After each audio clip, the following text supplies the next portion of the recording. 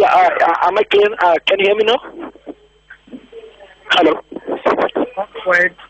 Hello? Okay, so I'll come back in the queue. I'll probably connect to a landline. I'm actually I'm outside Bombay on location. I'll connect again from the landline and I'll come back in the queue. Not a problem. Thank you, sir. We're going to take a next question from the line of Nishit Dalal from Nomura Securities. Please go ahead. Good afternoon. This is Kapil from Nomura. My question is basically, first to understand what is the rationale behind Suzuki to make this investment, why they took this call, and secondly, generally there are, capex related incentives which are there. So who gets those benefits and how do they accrue to Maruti Suzuki? The intention behind Suzuki's decision is to create a win-win situation for Maruti Suzuki here in Haryana, for the new project in Gujarat, and for Suzuki Japan. And the way this project has been structured, and as we have only broadly indicated in the press note, there would be a significant financial gain to Maruti Suzuki out of the way the pricing of the contract cars is structured in the agreement. As you will see, the total investment in this will be brought in by Suzuki, which means that for the initial period of 3 to 4 years, by the time production starts from the first unit, Maruti would not lose the earnings on the investment which it would otherwise have had to make in the project. And overall, that investment could have been around 3,000 crores or so. So we would not lose the return on that investment which we are getting today in terms of investment in various financial instruments. The second part of it is that the pricing of the cars will be done so that it covers the direct cost of production, plus that much of profit as will enable the cash to be available for the capex which is to be done net of tax. There is otherwise no return on capital which has been invested there. Normally, we are earning something close to 17% return on our capital. Now, to finance the capex, the return on capital will be far lower than that. And the balance of the money which would normally have been charged would be available to Maruti for realization as additional profit when we sell these cars to our dealers.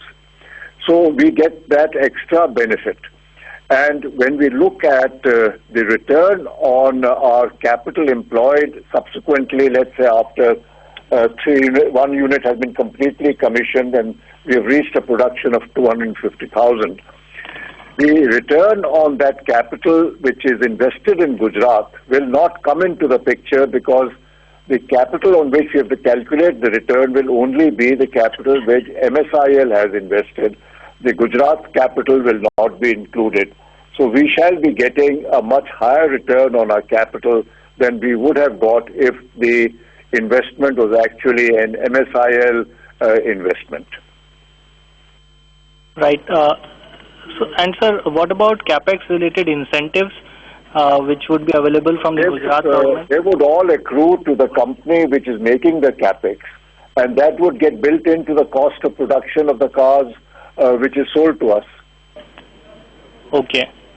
And when we defined, can you give a more clear definition of what we mean by adequate cash to cover incremental capex? So the initial investment is not included in this. It is only the incremental investment required for whatever new dies and tooling. Further expansion. Let's say after the first 250,000 car unit has been set up, the second unit will be another unit of 250,000. The financing of that second unit and all that is required along with the dies and things and the machinery, all of that would be financed from the earnings of the sale of the first 250,000 cars. Okay. And And is there any need to do this deal right now?